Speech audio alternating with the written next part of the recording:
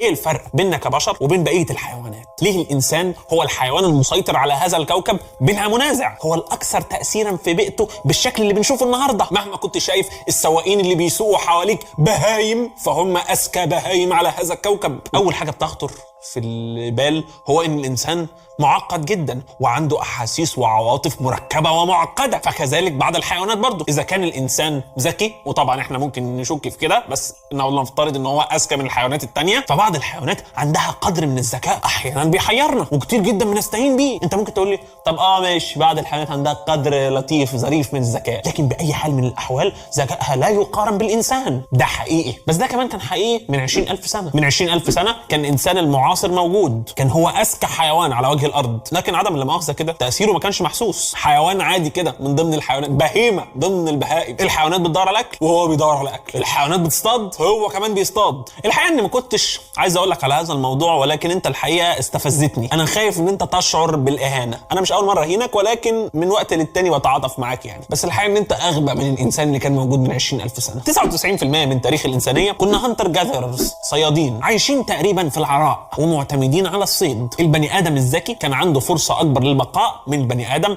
الاقل ذكاء. لكن عزيزي المشاهد، عالمنا المعاصر ما فيهوش هذا النوع من التحدي. ممكن تبقى غبي وتعيش عادي جدا، ممكن تبقى مريض وتاخد ادويه وتعيش عادي جدا. المهم ممكن تبقى شخص غبي وتعيش عادي جدا، وجينات الغباء بتاعت سعادتك تفضل تنتشر وتقرفنا احنا بقى. انت خسران حاجه؟ ما انتش خسران حاجه.